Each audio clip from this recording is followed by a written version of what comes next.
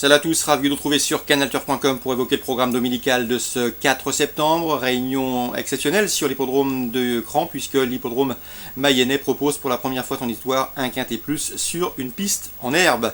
Il s'agira de la finale du Trophée Vert, édition 2016. Ma préférée sera le numéro 12, Eunice de Guez. C'est une jument de qualité. Elle a déjà couru au niveau semi-classique mais également au niveau groupe 1. Elle avait participé au prix de Paris, au marathon prix de Paris en fin d'hiver à Vincennes. Elle est confirmée dans les quintets, déjà 4 victoires et 6 places pour elle en 16 prestations à ce niveau. Déférer les 4 pieds pour cet objectif, elle peut, pourquoi pas, s'imposer. En tout cas, elle en a les moyens. Je lui poserai le numéro 11, Akido, irréprochable depuis plusieurs semaines. Au cours de ses 10 dernières courses, il a enregistré 9 podiums. Il se plaît sur l'herbe et devrait une nouvelle fois jouer la victoire. Le 15, Uniflosabella, est l'une des phénomènes et l'une des stars de cette édition 2016 du Trophée Vert. Elle y a participé 6 fois depuis le lancement de ce challenge.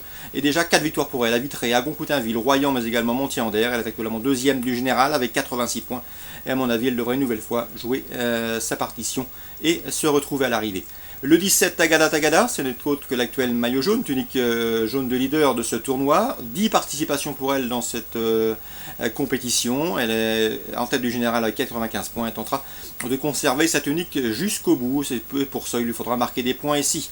Le 9, Univers de Dédou, n'a pas gagné depuis 1 an et demi, mais le cheval est régulier et viserait une place. Le 5, Vanderlof, a également prouvé qu'il fallait compter avec lui à ce niveau. Le 13, Diamant d'Amour, terminé 5e d'une étape du GNT, celle de Saint-Malo le mois dernier, et mérite une mention favorable. Attention également pour une cote numéro 8, Univers de Marzy. Le cheval est somme toute assez régulier et a des perfs à faire valoir sur l'herbe.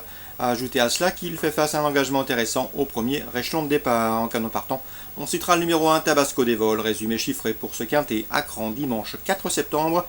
12, 11, 15, 17, 9, 5, 13 et 8. Suite du programme à Cran, William Menet confiant dans la 3e et le 301 Nanjing Soleil, mais également avec le 304 Vendelogne. Nanjing Soleil est au mieux. Elle a signé 2 victoires en 3 courses courues cette année, elle va aller devant, elle aime galoper de la sorte, animer les courses auxquelles elle participe, elle saute très bien, et à mon avis elle peut mener sa tâche à bien malgré une lourde charge, 72 kg. Vendelogne c'est différent, elle est elle également au mieux, elle a été également préparée pour ce rendez-vous, mais elle va attendre à l'arrière-garde afin de ménager sa bonne pointe de vitesse finale, donc William Menet ne serait nullement surpris de voir ses deux protégés aux 2 premières places de cette compétition. Dans le Grand Cross, l'un étant fort de ce programme dominical, nous avons au départ un certain Kiss de la course, c'est le 603. J'ai pu m'entretenir avec son mentor Jérôme Follin, il est très confiant. Sa préparation s'est déroulée comme souhaité. Le cheval a gagné cette course en dernier et peut conserver son titre. C'est un cheval qui compte déjà 8 victoires en 15 courses courues.